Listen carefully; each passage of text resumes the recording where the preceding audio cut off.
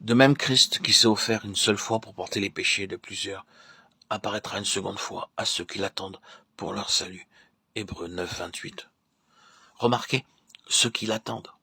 J'ai combattu le bon combat, j'ai achevé la course, j'ai gardé la foi. Désormais la couronne de justice m'est réservée. Le Seigneur, le juste juge, me la donnera dans ce jour-là. Et non seulement à moi, mais encore à tous ceux qui auront aimé son avènement. 2 Timothée 4, 7, 8. Remarquez encore, ceux qui auront aimé son avènement. Si je désire ma pleine part dans l'héritage céleste, je dois vivre pour son avènement. Si je veux mon héritage, je dois vivre pour son avènement, le désirer et l'attendre. Il revient pour moi, je dois être trouvé prêt, car il peut venir à n'importe quel moment. Parfois, lorsque nous allons dans une maison sans y être attendus, nous devons d'abord frapper et demander « Puis-je entrer ?»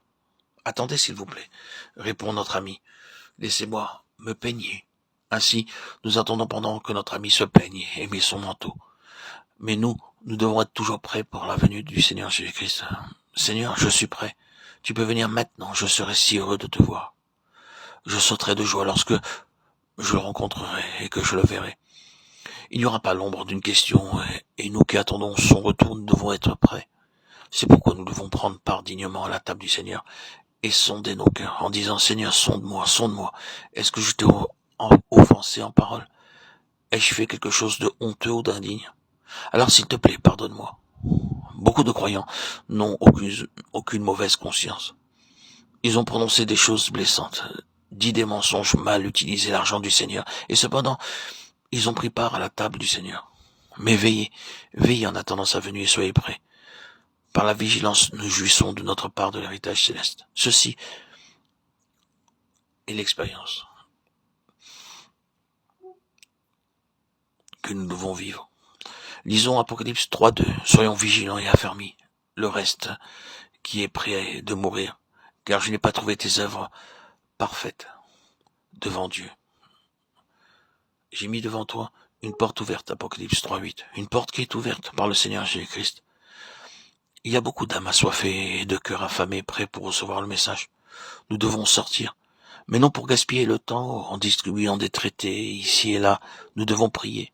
Seigneur, voudrais-tu me montrer la rue et la localité où aujourd'hui quelqu'un est prêt pour recevoir l'évangile? Recherchez sa volonté et sa conduite dans votre service et il vous montrera.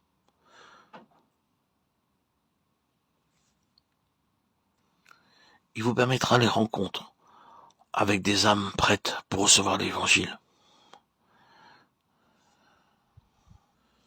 Ne faisons rien de notre propre initiative, demandons au Seigneur. Invoquons l'Esprit Saint pour qu'il puisse nous guider. Un jour je priais, Seigneur, dis-moi où aller. Mon ami et moi, nous sortîmes pour une réunion en plein air, pour distribuer des tracts, des évangiles, des Bibles. Je dis à mon ami, restons ici, debout et prêchons. Mon ami me dit, si nous allions plus loin à l'ombre des arbres, les gens viendraient là. Je répondis, non, le Seigneur nous dit de rester ici et de prêcher. Bien qu'il n'y eût personne, nous chantâmes un cantique, puis je prêchai.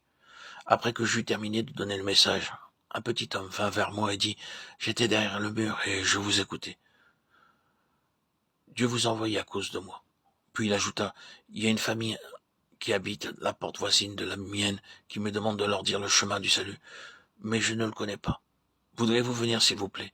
Nous y allâmes joyeusement. L'homme, sa femme et ses enfants se rassemblèrent avec larmes autour de nous. Nous sommes si reconnaissants que vous soyez venus pour nous annoncer l'évangile, dirent-ils. Le Seigneur nous a ouvert une porte dans beaucoup de foyers, mais nous devions les découvrir par la prière. Seigneur, dois-je aller au nord, au sud, à l'est ou à l'ouest? Dirige-moi là où je dois aller, ou un moi, et donne-moi ton message. Et il nous donnera des âmes. C'est en entrant par ces portes que nous sommes qualifiés pour l'héritage céleste. Les âmes que nous gagnons sous la conduite de Dieu sont pour Dieu, et il les connaît. Je pourrais vous raconter beaucoup d'histoires pour illustrer comment Dieu nous conduit, comment nous marchions, et quelle fut la bénédiction qui suivit. Nous avons expérimenté que par une personne, beaucoup furent sauvés. La clé est d'abord de prier, demander à Dieu quel chemin à prendre. Et nous en verrons les fruits automatiquement.